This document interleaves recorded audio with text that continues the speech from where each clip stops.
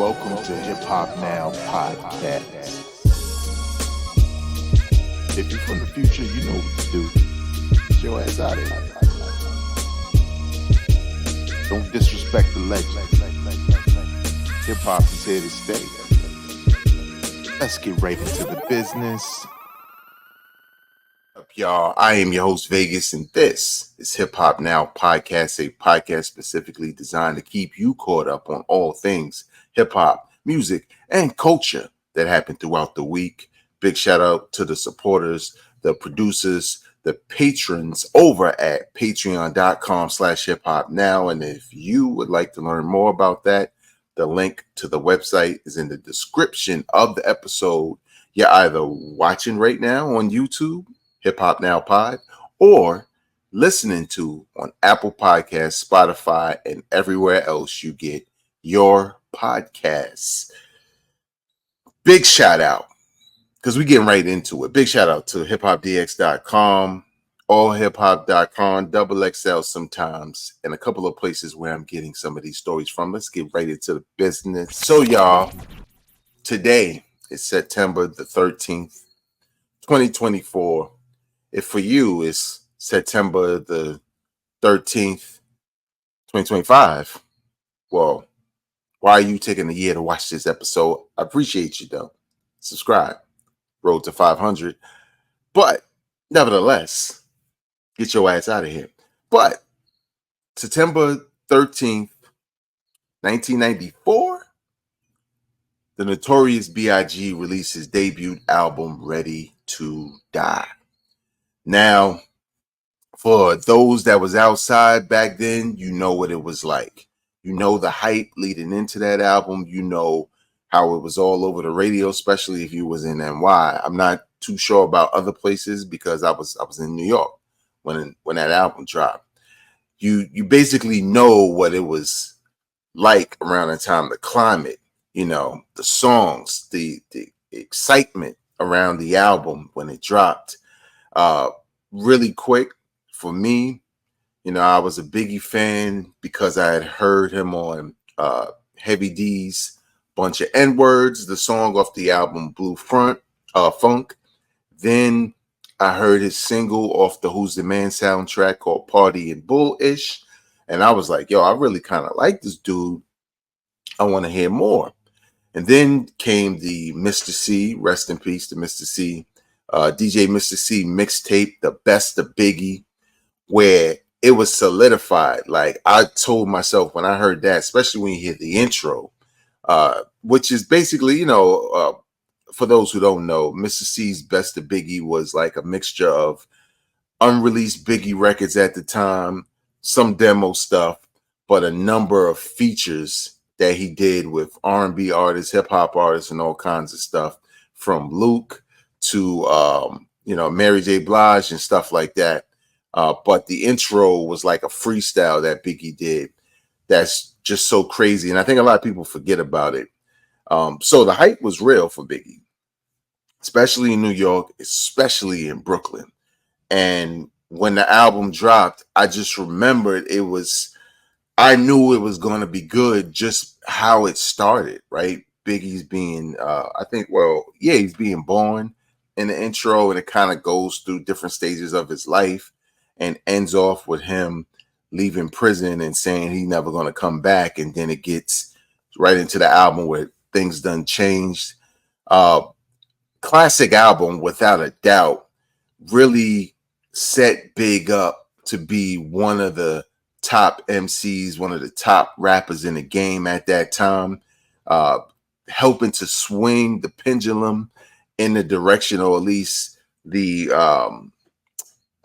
attention of hip hop fans in the area of the East Coast, because Death Row was like on a roll, and they still were on a roll around this time. But now Bad Boy Records was establishing themselves. They had already had Craig Mack, who had a hit, but Biggie solidified Bad Boy Records with his debut album. Featured Method Man on there. You know, production from Buck Wild to DJ Premier. I think Lord Finesse also. Easy Mo B, of course, you can't forget Easy Mo B. just a very dope album that had so many different styles and looks because Biggie was transitioning from the, Biggie got the hype, yeah, like the hype version of Big, right?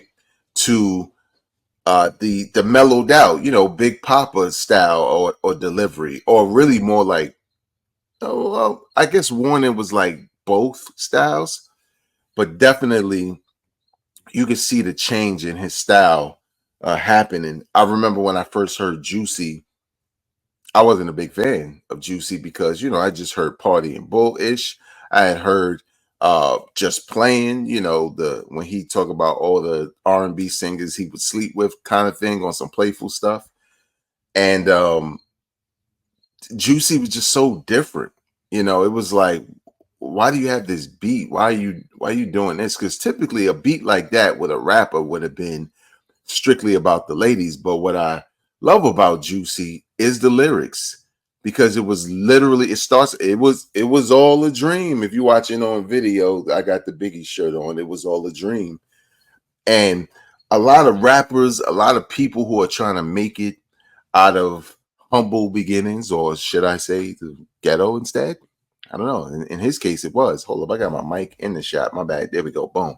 Uh, but you know what I'm saying? It was, for me, being in high school at the time and getting very close, because the following year I was going to go to college. So it was like I wanted to have a future that was better than my present, but all I could do was dream at the moment because I had so many more steps to go to achieve those goals.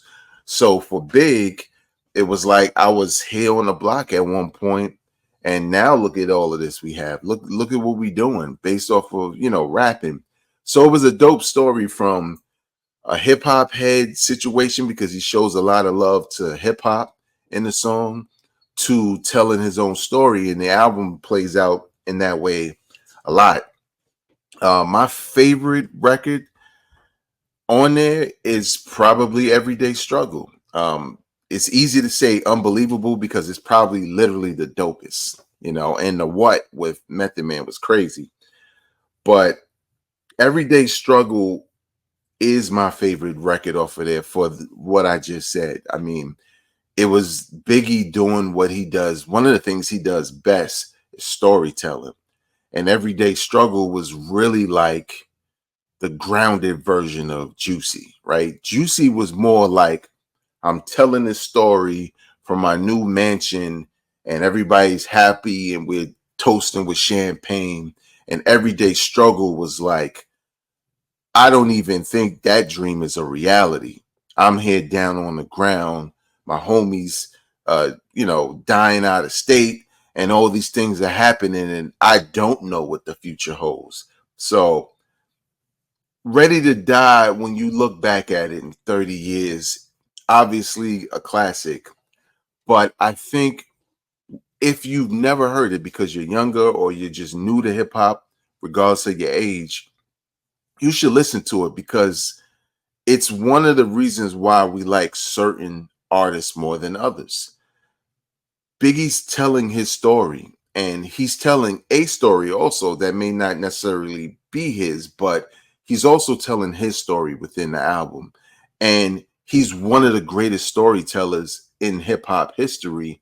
So not only do you get to know Big, but in a lot of ways, you get to know a lot of his peers, and you get to know what a lot of people are thinking in the hood, as opposed to just seeing, oh, rappers, gold chains and girls and stuff like that. But you really get to know their motivations to this point. And I think Ready to Die was one of those great albums that did two things great, again, which is told Biggie's story, but at the same time told a story that a guy who's ready to die and really doesn't care and has all these things happening and ends up, not to spoil it, but the last record is called Suicidal Thoughts. So very dope album, classic.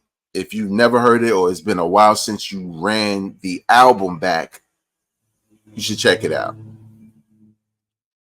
2024 has seen some very notable hip hop albums released, a historic hip hop battle. Like, for it to be the 51st year of hip hop, after celebrating 50 years of hip hop, like it's been a great year so far for the music, for the hip hop conversation in general. It feels like in a lot of ways, lyrically, musically, we're course correcting and not getting rid of certain artists and types of music, but just saying art matters in hip hop. Specifically, it matters in hip hop. But one thing that's happened in 2024, since we're talking about art, is we've had at least three that I know of notable hip hop artists make albums outside of the genre. Now, the one that comes to mind for most is Andre 3000 making a flute album.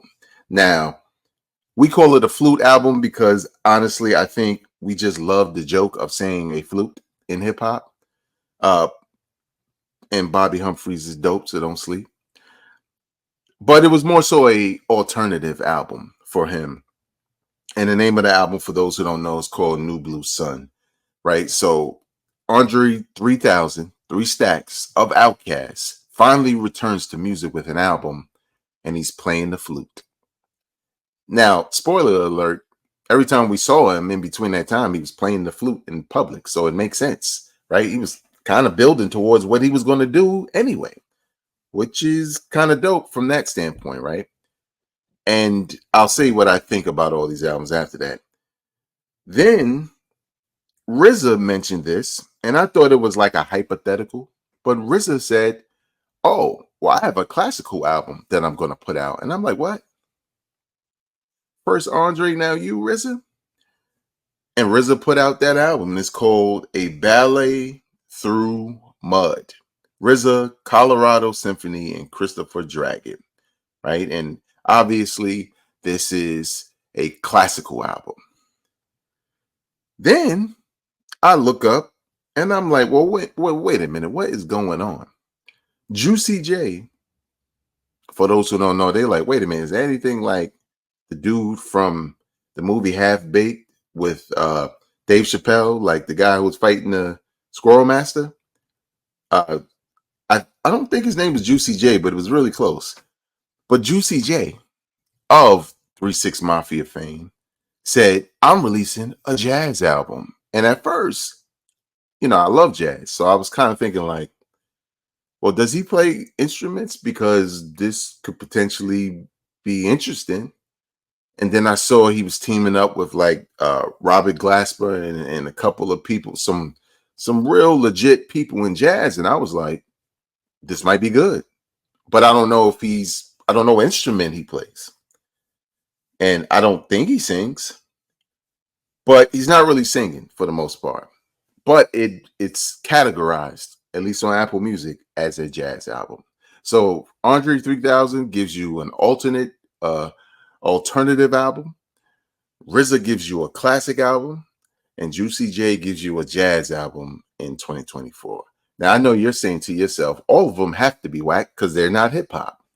No, but I will say this: if I'm going to give you a quick review, because I listened to all three, I would say Andre's album is an acquired taste. It's not terrible, but at the same time, I'll never listen to it again because it's just not the alternative type of music I like.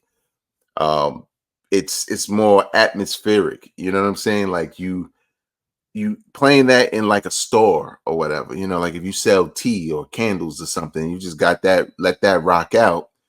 It's nice. Or you're on an elevator and that's playing. It's nice. But I don't really do that. Like I'm not going to drive to it. I'm not going to clean up my house to it. I guess if I had a dinner party, with some hoity-toity people, I could probably throw that on and it'd be nice to rock out, in the background. But not something I would listen to again because it just didn't leave a big enough impression on me as a music fan to listen again, regardless if it's Andre 3000. With Juicy J, a jazz album, it starts off where I'm like, oh, this might be better than I thought. But then I realized this album ain't nothing but a hip hop album. Now there's some jazzy tunes and there are jazz artists, musicians playing on the record.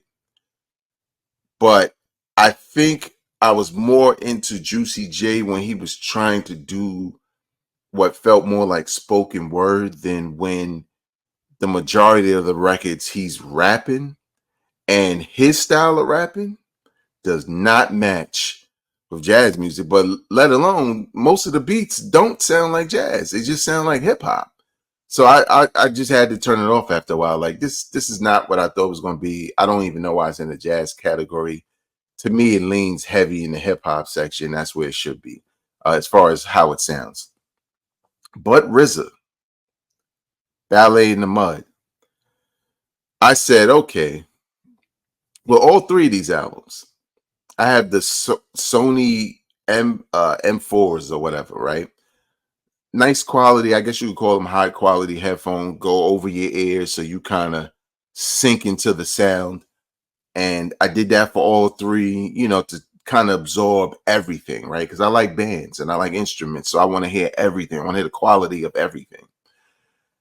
And when I did that with RZA, now I have an Apple Music subscription, and Apple Music also offers a Apple Classical app. So the app itself is specifically designed top to bottom for listening to listening to classical music.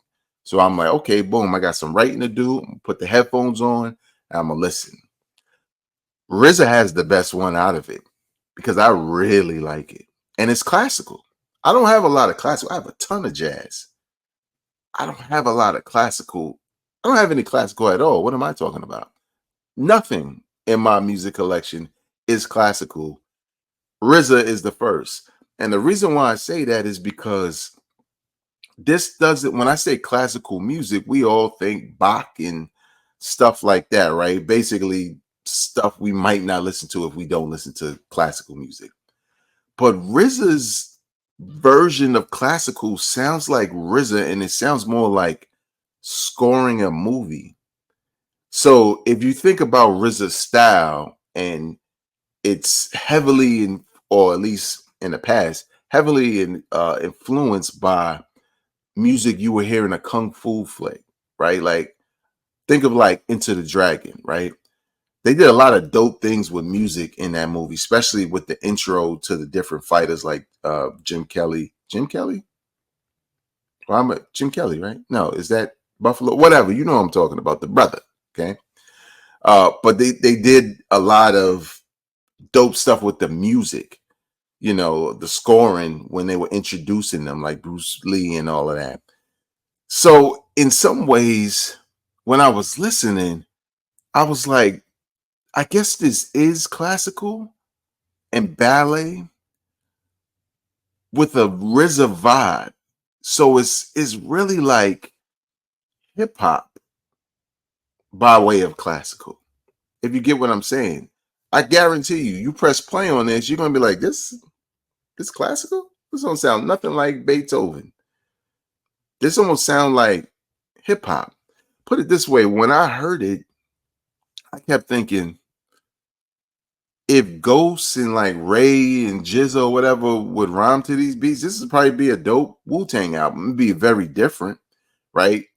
There's no like super drums, no, it's not boom bap, but the way it sounds, it doesn't sound so far away from hip hop that it's not hip hop, but it doesn't sound so hip hop that is not classical, if that makes sense.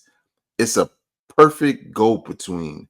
So again, think about RZA's scoring in different films he's done, and think about those early albums that always had a kung fu flick influence, not in the skits or what he, sampling voices, but within the music from kung fu flicks. So what do I think about this whole, artist doing different things? I don't mind it. Because if you watch this podcast for a certain amount of time, Lil Yachty did like a rock album, and I liked it. And I don't even like Lil Yachty. Now, did he make the greatest rock record ever, or it needs to be in the conversation with such and such? No. But I thought it was good enough to not be hip hop and still be enjoyable, right?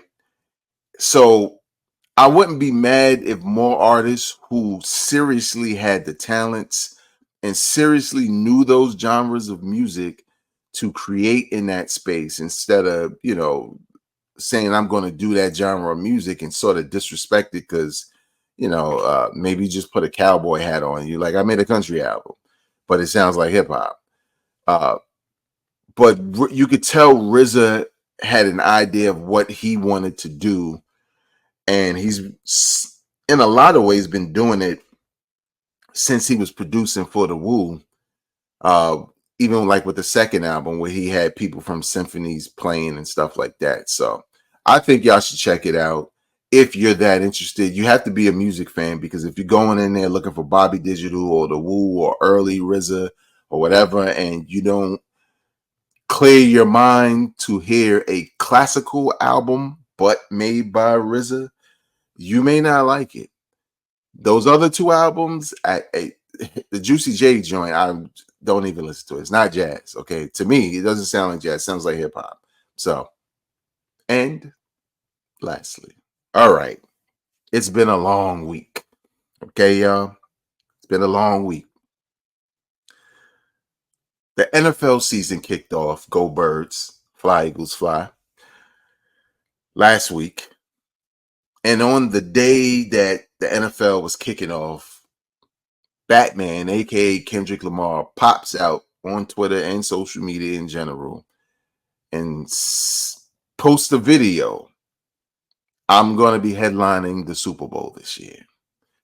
And when you watch the video, there's some shots in general, considering he just came off a huge battle. Most notably saying, you only got one opportunity to win the championship, no round twos. Now, the whole round twos is because Drake and his minions, meaning academics, have been promoting wait for round two, wait for the second round, here, wait. But then Kendrick was like, I'm headlining the Super Bowl. You've never done it. Who cares what Maul says? Maul lives in Drake's lap like a broad. Okay. Even if he just likes him a lot. Dog, I like Drake too, but what you doing? Do you have a lady? What's she think about your behavior? That's what I mean. But then they kind of switch and it's like, oh, well, Drake he would turn down Super Bowls. Now, I don't feel like that could be a lie that he's turned down Super Bowls to headline. But I think that's also stupid. And I think he would have taken the opportunity to headline, especially this Super Bowl, because that would have been a strike, a little like he's lost the battle, but that would have been a nice, I can come back because now you have to watch me on the Super Bowl. But no, you're going to watch K. Dot instead. Right? But then social media, and not all hip hop fans, started to blame Jay-Z because the Super Bowl is taking place in New Orleans in February of 2025. And there are a lot of people who felt it should have been Lil Wayne. Now, what also transpired is, and Lil Wayne did respond, but before Lil Wayne responded to this announcement, Nicki Minaj, Juvenile, Master P, Baby, all gave their opinions on Kendrick being chosen over Lil Wayne, as if that was the choice. We're going to choose him over Lil Wayne, where the choice was, no, we're choosing Kendrick Lamar. Period. And Nicki Minaj in particular was really irate about it, but that's kind of what she does now. She rants and goes live and all of that because, I don't know, I guess she tried to take down Megan Thee Stallion and she's almost hotter than ever at this point. And talked about like Jay-Z being a hater and why punish Lil Wayne because you hate Baby, Me, and Birdman. And I'm thinking like, why Jay-Z hate y'all? Why would he do that? But do they not know Jay-Z? Just as a fan, they know him better than I do, but as a fan, y'all know this man doesn't care what y'all got to say because he's well above y'all at this point, financially and business-wise and career-wise. So there were a lot of people who said a couple of things. I think Master P was probably the most respectful with what he had to say, as far as, and most of them wanted you to know that it was not about Kendrick, and it was just about them not selecting Lil Wayne to headline this particular Super Bowl halftime. Now, where's all this coming from? And again, this whole thing I'm doing right now is for people who just don't know what all the fuss is about, and for those who just want to get the timeline right. Well, Lil Wayne did a interview, I think, back in January, where the interviewer asked him about the Super Bowl. Hey, the Super Bowl is going to be in New Orleans next year. How great would it be for you to do the halftime show? And he expressed how much he would love it, how much, like, you could see it in his face, how much that would be so awesome to do, right? And he said something about like getting it right, or putting in work ahead of time in order to secure that. What I don't think Lil Wayne anticipated, not to say this has anything to do with him catching strays, but the Drake and Kendrick battle showed you how hot Kendrick is right now. Now, he was quiet for the most part, but then he couldn't. He first person shooter, and he was like, I'm kind of tired of all of this. Let me just go in, and we just do a friendly fade. And then Drake took it too far, so then Kendrick took it even further. And the end result was a bop, not like us, that just became this phenomenon and will probably win awards if politics don't play a role in that song winning, and probably will be performed at the halftime show, because it was a huge record this year. It'd be different if it was a huge record for hip hop. Then don't perform that at the Super Bowl. Even I would say that. But you almost can't do the Super Bowl without performing Not Like Us. It just seems weird to not do that. It does. I was in B-more. I went to an Orioles game, and they had it. They played it. They didn't play the whole song, but they played They Not Like Us, because they was, Orioles was beating up on the White Sox. And I was just like, man, this thing is just everywhere. And homecoming season is around the corner. When those campuses get crowded, dog, you are going to hear that record, whether it's the band or at a party you go to, you're going to hear it. It's going all the way. It's going to be a year. So with that being said, Kendrick is so hot right now as an artist that it makes sense that it would be him and not over Lil Wayne. Now, a lot of the things that came about that people talked about and reasons why and blah blah blah. It's his hometown, and why are you going to give it to blah blah blah? Let's be clear. The Super Bowl halftime show is never about getting an artist who's from the town. Rihanna, when she performs, she is not from Phoenix. Beyonce performed when the Super Bowl was in New Orleans, maybe 10 years ago, almost. She's from Texas. We can continue to go down the line of people performing at the Super Bowl and not being from there. Now, logistically and professionally, it would be stupid to do that, because as you hit each town, now you have to decide, you're thinking like, who's here? We got to go get such and such now because this is the most popular artist here. It's stupid. Nobody does that, and they've never done that. So why would they do it now? Also, the selection process for who is to perform is a committee decision. Now, Jay-Z is still in charge of that thing, but it's a committee decision, right? People have to sign off, including the city of New Orleans. So if Lil Wayne was kind of making a campaign for it early and this committee still decided to go with Kendrick, it didn't really have anything to do with where people were from. Now, let's just talk about it. A lot of people are arguing Lil Wayne's merits in history. He's a legend. If there's a hip hop Hall of Fame, he is a first ballot legend. I've liked Lil Wayne since Cash Money days, the Carter series, the mixtape run, everything. But Kendrick is the hottest hip hop artist right now. Every time he drops, everybody drops to say he dropped another one. What is it? A diss record? Blah, blah, blah. He stops everything you're doing on social media.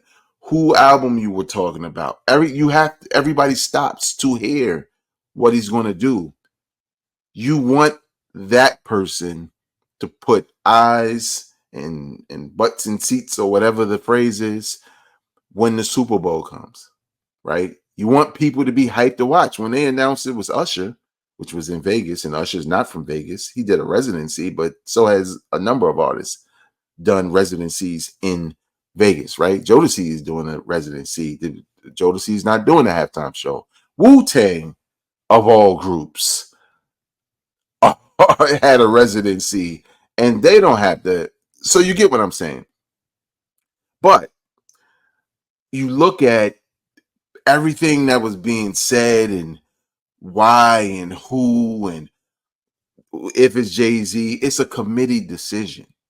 Period. Business, not emotions. This is the reason why some of you guys have the jobs you have, because your understanding of industry and business and professionalism is limited. And that's okay, because as long as you're seeking knowledge, I don't have no static with you. But if you are the type who don't want to hear that, it should be him, then you don't know what you're talking about. Now, Kendrick did drop a song after that announcement, and not the same day. He waited a little bit. Everybody started arguing, and he dropped a song called Watch the Party Die. And it was released on 9/11, which is crazy. I wonder if there's some connections with that. Maybe not. It also was the night of the MTV Video Music Awards. I think that probably had more to do with him not getting I don't think he won any awards or won for Not Like Us, which I think he probably should have. And that could be a politics thing, but honestly, I never watch award shows, and everybody wasn't talking about the award shows when he dropped that record. They were talking about Kendrick. That was trending. The award show was like after, okay, well, now we can see what happened at the award show. Shout out to the GOAT LL Cool J, who did a great performance. So in the song "Watch the Party Die" is less of a diss record to Drake and more of like a end of the party, last call for alcohol. He released all these diss records and partied out with Not Like Us, and this is kind of like the end of the party, wind down type of song. And it's just really a lot of reflections on people in and around the business of music making. And it's dope. And again, he furthers the I don't want to say the narrative, because that's what people say when they basically saying something's made up and it's the story that's not true. But he furthers the reason why he was chosen to do the Super Bowl halftime show. Not just because of the diss records, not just because he's had successful music, but everything he's done recently to go from you not even seeing him to being the main person you pay attention to every time he pops out. And I'm pretty sure that last minute Apple, what was it, Amazon Music LA pop out concert, or Inglewood, or wherever it was, pop out concert also had a lot to do with it as well. I'm assuming so. So that was dope. But as all of this was happening, and I'm going to wrap it up, but as all of this was happening, then Lil Wayne decided to make a video to chime in. And part of me was kind of proud of the fact that he didn't jump out there real quick and respond to this. But then I got a little upset when I learned that he did make a video. And then I calmed down a little bit when I watched it. Now, I'm just going to say this, and this ain't got nothing to do with the fans because we can do what we want. We can feel how we want. But to Nicki Minaj and Juvenile and even Master P, even though he's being, cordial about it and peace about it, and definitely Birdman, it's extremely unprofessional because guess what? They're not just people out, like they're not somebody out in the court playing street ball and I'm like, you being unprofessional. Like in the street ball, we in the street. But they are professional recording artists, executives, producers, and all of that. And I found it very unprofessional because even though you're saying, no disrespect to Kendrick, and I love Kendrick and all of that, as you say, it should be Wayne. I wonder about you. The fact that you would just go and do that, the fact that you would just only look at Jay-Z when you know it's not just him. Now, you may feel like, well, I know it's not just him, but he's the person we got in the room that we can tangible, that's tangible enough to go to and say, yo, Wayne want to do this. Can you help us out? But it just makes me feel like, and shout out to the homie Ock, because we did a little coaching cipher on this. Okay. Like for one, like you sound like you needed more than Wayne. Because if I'm not mistaken, if Wayne gets to do the Super Bowl halftime show, without a doubt, you're going to see Baby on stage. Without a doubt, the Hot Boys are coming out on stage. Without a doubt, Nicki and Drake are coming out on stage. So it wasn't just Wayne's opportunity. It was an opportunity that they miss out on also, right?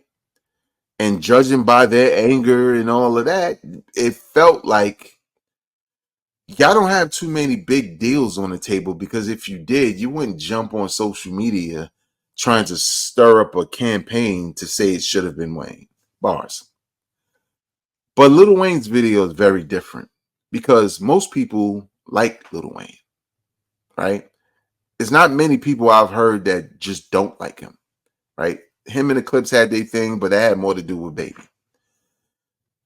And his video is more so of how crushed he felt by not being chosen and how he didn't rush to make a video about it because he was trying to keep from crying essentially about it.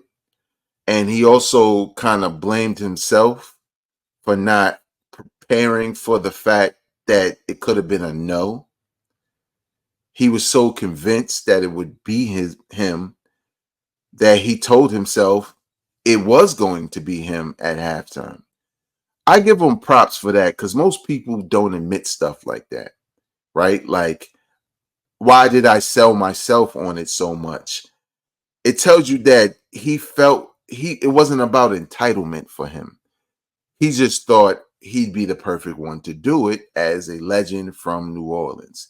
Now, granted, if that battle with Drake and Kendrick Lamar just played out on some hip hop stuff, and it was really only us that picked the winner and moved on, Lil Wayne might have been a choice. But to his point, in that original interview where he was asked, where he said, I got some work to do to get there. Well, let's look at the timeline. I check for Lil Wayne music. He's re-released mixtapes. He's put out singles. Singles that I thought was hot that I put on best of the year so far. But I ain't hear a peep from y'all. I seen mad slander thrown in his direction. I seen hype for 2 seconds because a mixtape from back in the days is now available on streaming. But then I ain't see nothing else. And I'm talking about like maybe a week of you talking about Lil Wayne. The most I've seen around Lil Wayne is that he probably be doing a show with Skip Bayless. That that's the most hype. So even though he's not going to be tapped to do the Super Bowl and only do new material this year, obviously it's about his catalog. Kendrick is so hot right now, and if they're looking to go with a rapper, it just makes sense. Now, if they didn't all come out and jump out the window and do this, I would put money down that Kendrick was going to bring out Lil Wayne and Cash Money anyway, right? Because that's how Kendrick gets down.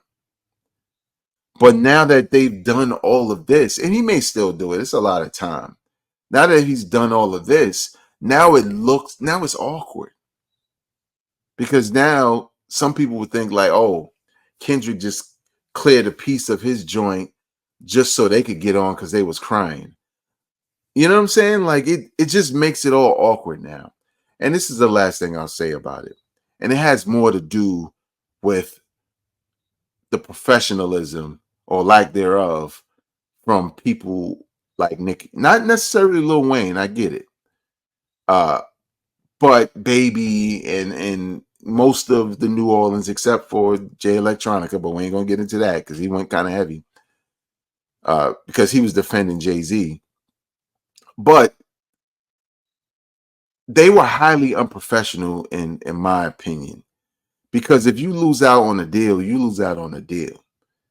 When you put it out there to the public, you're messing with the money. And in a lot of ways, you think you're messing with somebody else's money, you're only messing with your own.